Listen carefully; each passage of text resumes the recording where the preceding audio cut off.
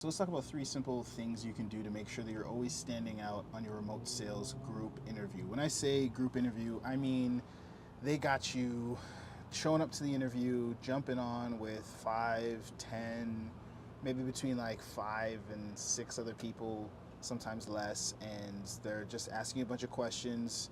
Everyone's going one at a time, everyone's answering the same questions, and they're looking for who is the standout person? Who am I going to select to go on to the second round? That's usually a one-on-one or a role play or something like that.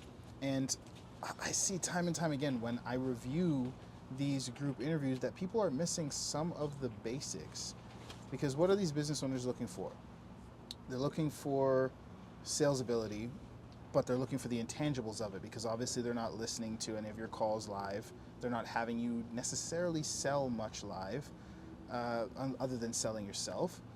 What they're looking for is confidence. They're looking for leadership. They're looking for team, I don't know what you call it, team spirit, whatever. Just the ability to work on a team, the ability to give someone else credit without having an ego behind yourself, the ability to, give someone their praise while being confident in what you have in yourself, what you can provide and bring to the table. They're looking for a lot of the intangibles that are going to make you a great fit to the team. So to showcase some of that, the very first, one of the easiest things you can do on these sales interviews, these group interviews, is go first.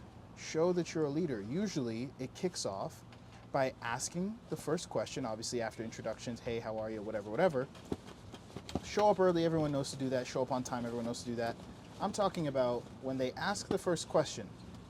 Almost every single time, I've almost never seen business owners say, you go, then you go, then you go. They always just say, who wants to go first? This is my question. Go first. Lead as often as possible. And every single question, be the first one to answer, right? When you're answering, be confident, be concise, be direct with the way you answer. Keep your answer to about 2 minutes. Studies have shown that that's a great answer length. You don't want to go shorter, you don't want to go longer, but go first and answer concisely, confidently, and directly. The second thing you want to do is actually do some research into the company. Know what they sell, who they sell to, how long they've been in business, so that when you answer questions, you can tailor your answers to the information that you have on the company. Time and time again, people are jumping on interviews knowing only that what the position is, what the role is, and knowing nothing else about the company. You're just not going to stand out, and they might even take offense to the fact that you couldn't even be asked to do any research into the company and what they're about.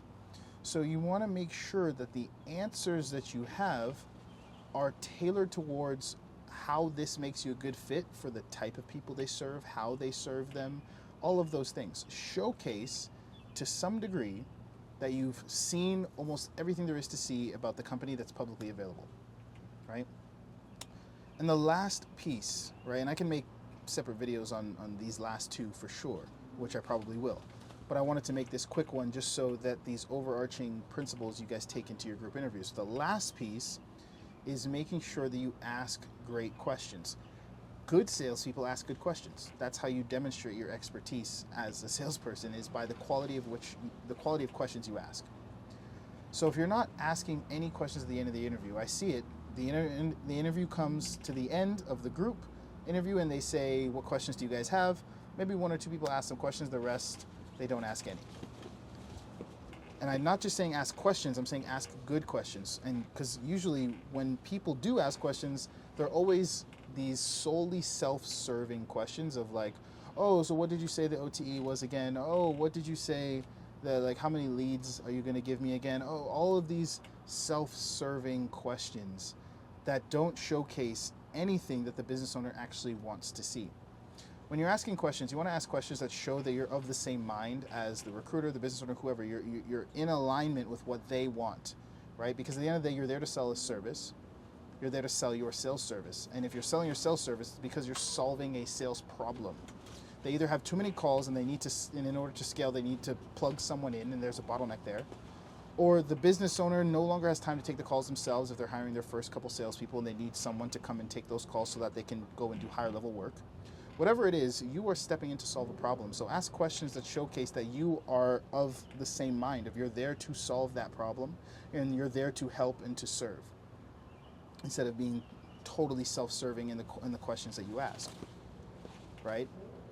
These things aren't going to, like, if you ask these questions, it's not going to guarantee you don't get the job, but it is not going to help you stand out if the other person beside you is asking these quality questions and you're not, right? Questions about the team, questions about how you can be an asset, questions about how you can ramp up into KPI quickly, questions about things that showcase that you care about more than necessarily just your paycheck. It's going to help a lot in these interviews. It's going to help you stand out, because I've been on group interviews and I've never not landed a role from an interview. Right? I've always been offered. So these things, they work, because these are the things I've done on every single interview. And I've taught other people to do it, and it's worked very, very well. So make sure that you're asking good questions. Make sure that you're leading from the front and you're going first wherever possible.